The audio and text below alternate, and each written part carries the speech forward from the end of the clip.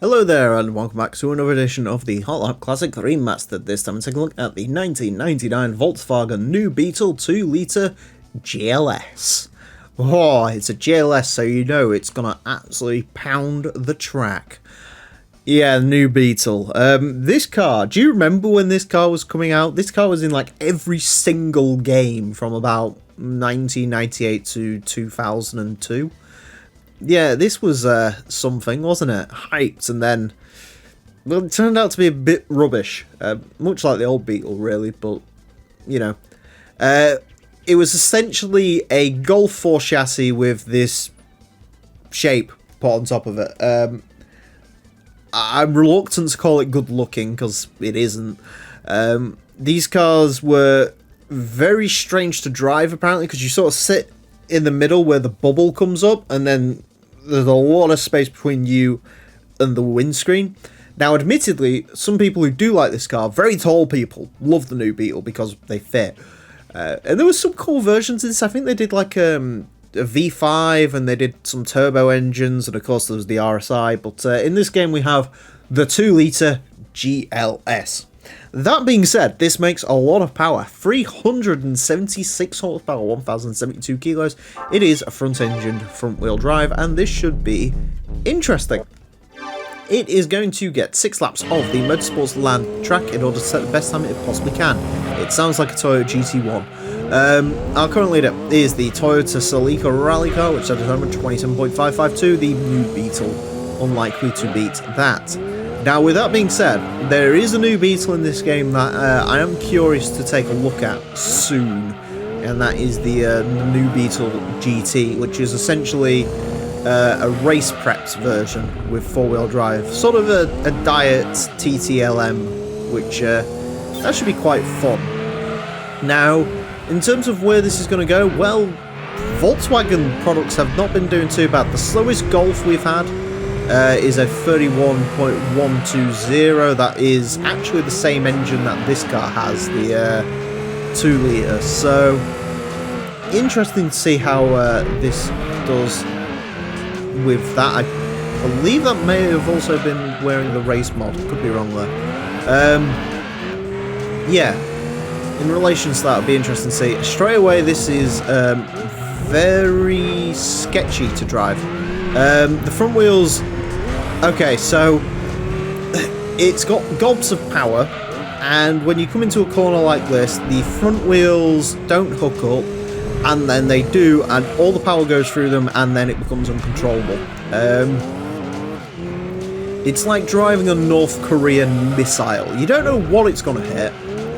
You know it's going to hit something, and it's not really built the best, so yeah, this is sketchy. I should mention all these cars do have limited slip differentials, so that should help. This is one of those cars as well where it's going to be really difficult to get a nice clean lap time out of it, because this does feel quite quick. Like, it does feel like it is actually quite a quick vehicle, but it's just when you try to push it, the handling is terrible. 31.117.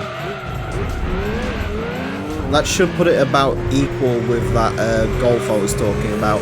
We've also had the V5 Golf, that was a 30.703, which this is not getting anywhere near by the looks of it. If it was controllable, or if I could get a good lap in, maybe, but I doubt it.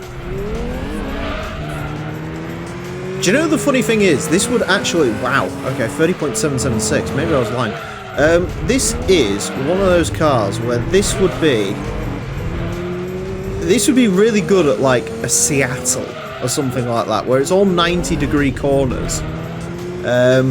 Yeah, if they do like a little Seattle karting track, this would probably be one of the quickest cars we have, but they don't do that, so it won't be. Although, to be fair, 30.776 is not a time to be laughed at, and I definitely think there is a little bit more time to come out of this, especially through that first sector.